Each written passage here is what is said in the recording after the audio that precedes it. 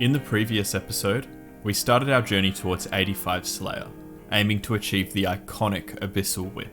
On this grind, we started stacking up our Brimstone Key collection and got a few absurdly lucky drops. Are you fucking kidding me? I don't want the fuck. We ended the episode just about a third of the way done with the grind, and we'll be picking up where we left off this episode.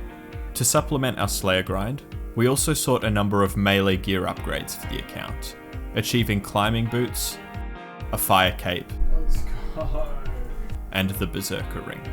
Oh my fucking god. These upgrades are a massive boost to our melee strength and will drastically increase the speed of our Slayer training. We ended the episode by hitting a huge personal milestone, 100 combat. Our account is slowly turning into an absolute beast and I'm loving every second of it. In this episode, we continue the Slayer grind and set our sights on a number of clue scroll related goals.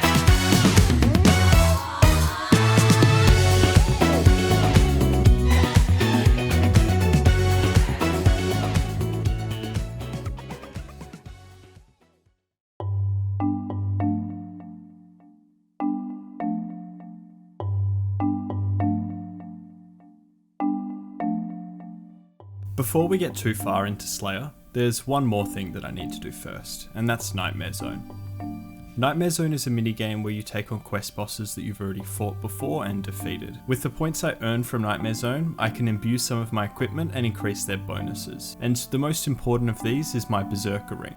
Imbuing it doubles its bonuses from +4 melee strength to +8. Nightmare Zone is super chill, and that's thanks to, frankly, a cheesy mechanic. One of the rewards you can buy is an absorption potion. These can only be used within the minigame and effectively grant you a shield that absorbs all the damage that you take, with each dose of the potion absorbing 50 damage. Here's when the cheese comes in though. If you intentionally lower your health to 1, the max hit that anything can hit you is 1, meaning that every time that you're hit, only 1 point is taken off your shield. If you say use a Dwarven Rock Cake to stay at 1 HP the entire time, you can pop on auto retaliate, kick back, and effectively AFK for hours. And so, that's what I did. I chugged the absorption potions, chucked on auto retaliate, opened up Netflix, and kicked back until I had enough points to imbue my Berserker ring. Alright, now I'm gaming. Hell yeah.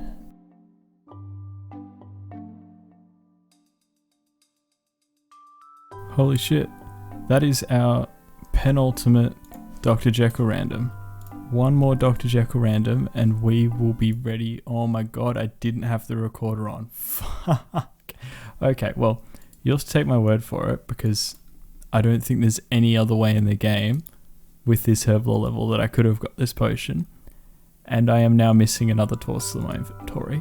But we just got our second last Dr. Jekyll random. One more and we can do the stamina pool. Oh my god, that's so fucking sick.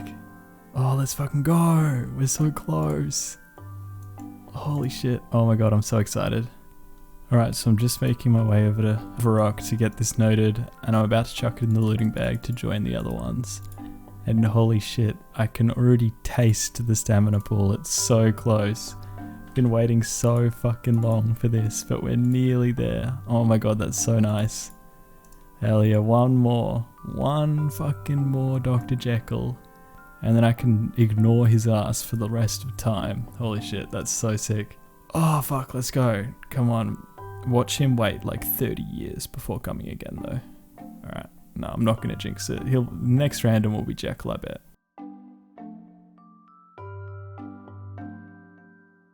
Alright, so that's the end of my trip here. I've only got enough to imbue the Berserker ring, I think I'm going to hold off on the Slayer helm because I don't plan on ranging or maging any of my tasks. When I imbue the Slayer helm, it's no longer tradable, which means that if I disassemble it, I can't put the black mask inside my looting bag. So for the moment, I think I'm just going to leave it as is and just imbue the Berserker ring. The Berserker ring is +4 to melee strength and crush defense, and then when you imbue it, whoa, look at him now. It is now +8. Oh my god, that's so sick. Fuck yeah. Oh my god, that's so good. Let's go. We are looking like an absolute beast. Holy shit. Fuck yeah.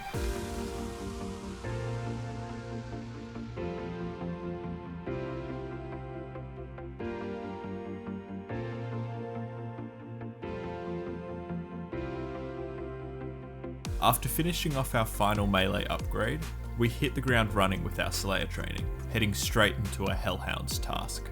In this task, we gained 2 Brimstone Keys, 76 defense, and after resurrecting some Ensouled Heads, 57 prayer. I then completed a quick Fossil Island Wyverns task, and then some Aberrant Spectres. I received some good herbs from the Spectres task, and made a quick run to the wilderness to pop them in my looting bag. I have come to put stuff in my looting bag, and this looks very suspicious. I need to put these herbs in. I am going to hop. Okay, I feel a lot better about this. I mean, it's probably nothing, but I'm not risking anything at all. Alright, so I'm just doing a birdhouse run, and this one should be 63 Hunter. There we go. Can now catch red chin chompers, that's so sick.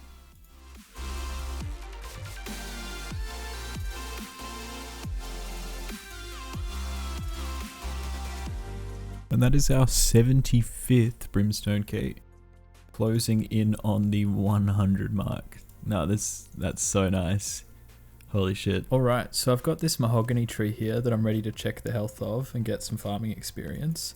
This is going to put me up to 78 farming, which doesn't look like a big deal at first, but this actually puts me into boost range of having a spirit tree either in my house or anywhere on the map. With a +5 boost from a spicy stew, I'm going to be able to plant that spirit tree, and that's just going to add so much utility to teleporting around the map.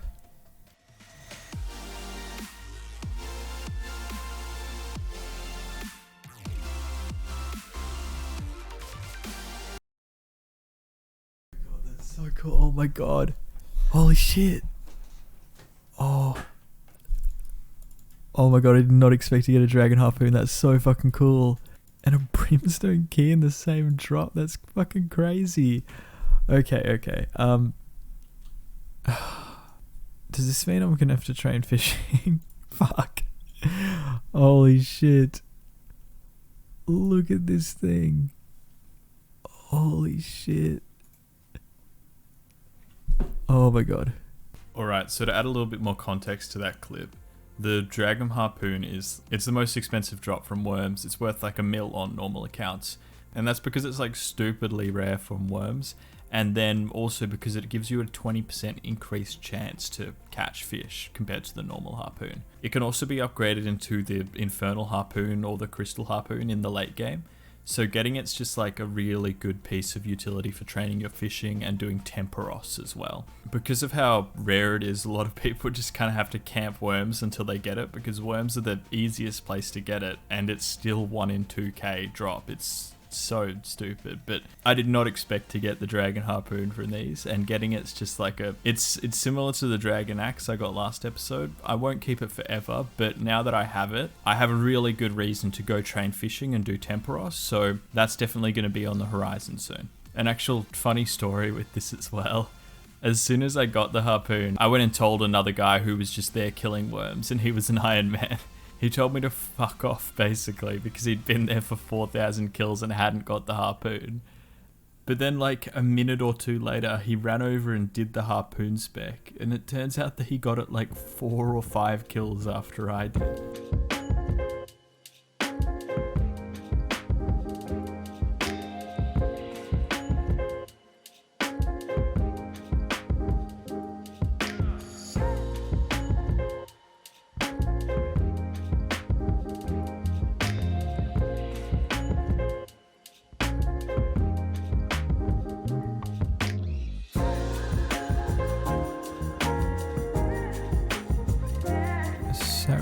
stole. Is that useful to us at all? Ladies and gentlemen, we have some herbs to clean here. And this, oh my god, let's do it, is going to put us to 51 herb lore. That's not the main event though. We're looking at 1500 total. Holy shit, that's so fucking cool, man. Oh my god. And I'm pretty sure that I even get a new world. Yeah, I get the 1500 total Australian world. Let's go. That's so cool. Oh my god, that's so fucking, I'm so happy with that. That's amazing. Holy shit. God. Let's fucking go.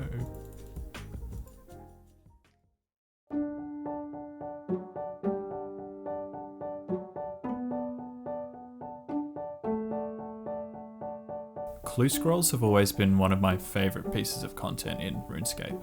When old school RuneScape first came out, I used to camp at Hellhounds, off task, safe spotting them with Mage, in search of nothing but hard clues. I love the adventure of being pulled around the map, attempting to complete them, and the rush you get as you finally get the casket. And because of that, one of my favourite things about the ultimate Ironman experience is the game mode's interaction with clue scrolls. As you can imagine, clue scrolls, especially ones that require specific items to complete, are a significant challenge when you don't have a bank to just store all those items in. However, in balance with this difficulty is the possibility of acquiring some of the most useful pieces of gear in the game. And this isn't just because some of the items are best in slot, like ranger boots, but on top of that, it comes at no detriment to your inventory space because all clue scroll rewards can be stored in the treasure chest in your house. Another bonus for UIM accounts are stash units. Stash units allow you to store a specific set of items at a specific location in the game world. For example, this clue step requires you to cry on Catherby Beach wearing an adamant square shield, a mithril plate body, and a bone dagger. Instead of acquiring these items each time I get this clue step, I can store them here and grab them when I need them. Now, there aren't many occasions where I'll randomly need an adamant square shield as my shield, and so this one's only really useful for completing the clue step. But some stash units, like this one, allow me to effectively bank equipment while I'm not using it. These are some of the most notable stash units, and they allow me to store items like my Slayer Helm or Dragon Defender, a dragon pickaxe or axe, or even a full set of Barrow's armor. Some of these units I don't yet have the construction level to build, so they're definitely a bit of a way off, but getting 80 construction to boost to be able to build the master stash units is definitely on the horizon. Now that we're a pretty significant chunk into the Slayer grind, I'm starting to get consistent hard clues from each task or every second task. And the goal that I'm setting myself is to attempt to complete every single hard clue I can along this journey. Now, there are still a lot of clue steps that I can't do, primarily the wilderness steps. Although I can technically do wilderness steps, it would just take me death piling before heading into the wilderness. I think that that's a bit too much of an inconvenience to justify doing it every time I need to do a hard clue. So with that in mind, I think my success rate on each hard clue I get is about 50%. There are a few goals that I'm setting myself with hard clues, and a few of these are specific items, and a few of them are sort of long-term building up a collection type goals. The specific items that I'm looking for at the moment are god pages, so I can keep filling up the god books to potentially get some good offhand range and mage items. And the other specific item is a pair of god boots. Getting them would be such a good upgrade to my range setup. When it comes to the long-term goals, I have to mention a certain catch when it comes to storing any of these things in your house. With the treasure chest, when it comes to sets of armor, like sets of D-hide or sets of, say, gilded rune armor, you need to have the full set before you can withdraw any of the items. And so, if I can get a full set of dragonhide armor from clues and store that in the treasure chest to be able to withdraw and put back in whenever I want, that's going to be so useful for bossing, slayer, everything like that in the future. It's going to be probably my best in slot range armor for a long time. So setting that as a long-term goal and something that I can chip away at, I think is going to have really good utility to us later in the game. But now that I've touched on clue scrolls, we're going to get back into the slayer grind, and I'll check back in every time I get a clue and see if we can complete it.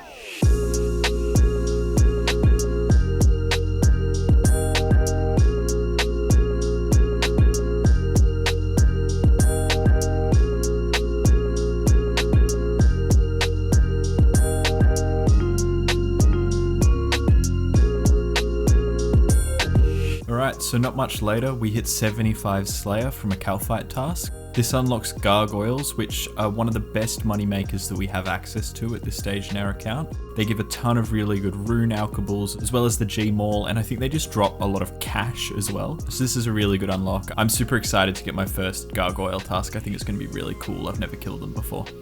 So I got this rune bucket helm from a hard clue. This thing isn't much use as far as armor goes, but it can be stored in a stash. So I headed over to the ogre place to build the hard stash. So this one's just going to be really useful going forward. And it's another one of those stashes ticked off.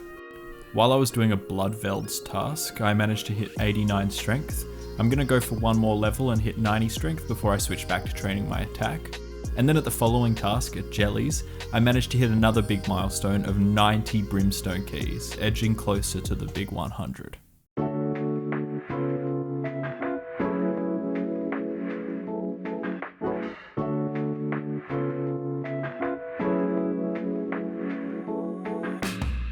So there's a few things standing in the way for me progressing my account much further at this point, and that's sort of some questing unlocks. Most of the region of Morytania has been blocked off to me at the moment because I haven't completed a few quests in that area, so I decided to head over into the swamplands and finish off some quests. The first one I did was Ghosts Ahoy. This gave me access to Port Phasmatis without using Ecto tokens, and also the ability to purchase ammo for my Carol's crossbow. I also was rewarded with some prayer experience, which gave me 58 prayer. The next one I completed was In Search of the Maya Key. This is a pretty easy quest and doesn't really give me much itself, but it meant that I could complete its sequel in aid of the Maya Key, which gives me access to Bird of Rot and also temple trekking. There are a lot of hard clue steps within this area, especially Bird of Rot. I think that I dropped probably about 5 or 6 clue scrolls simply because they had a clue step inside Bird of Rot, and now that I have that one unlocked, it's just going to increase the chance of success on every clue that I get. And after I finished that, I headed on to Darkness of Halavale. I'd never completed this quest before, so this was a really fun experience, but to be honest, this quest fucking sucks. There is a lot of running around, you don't really do much, it's not very interesting, you just have to go through a bunch of these agility puzzles over and over again. I got through it, I got a few XP tomes that I was able to use on Herblore, and this also means that I have all the prerequisites done for a Taste of Hope, and I also get another route for temple trekking, which essentially doubles the amount of temple treks you can do per hour. All in all, this was some really good progress for the account, and it's really just going to make things a lot easier moving forward.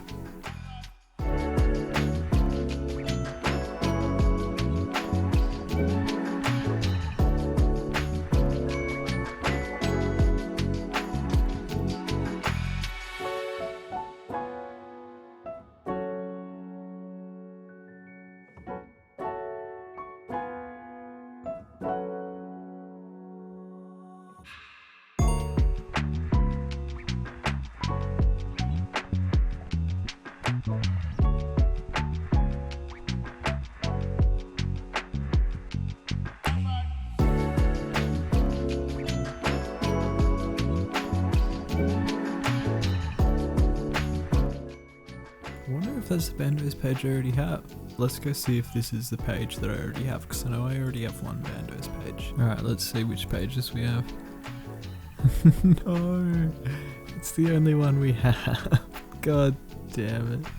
Oh my god, oh well. To the floor with you, I guess. That is 95 brimstone, 96 keys.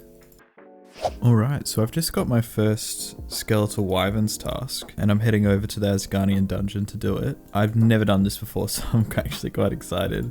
It's only 12, so it shouldn't take too long. I was going to range them, but I can't wear the elemental shield that protects from the wyverns like ice breath attack, because the Carol's crossbow is two-handed, so I'm gonna try meleeing them. Not sure how successful this is gonna be, but I guess we'll see how we go.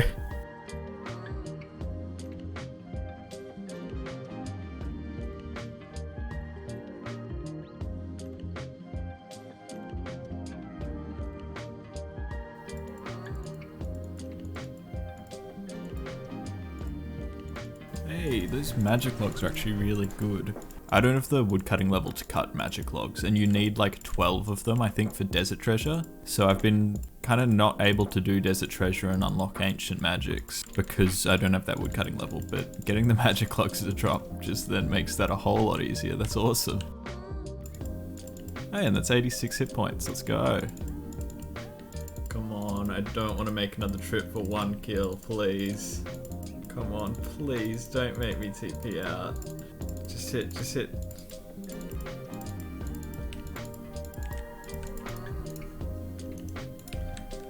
Oh, holy shit, that was close. And I think that's where we're going to leave off today. We made a bunch of really good progress this episode, finalising our last melee upgrade, continuing to chip away at the Slayer grind, and establishing our future clue scroll goals.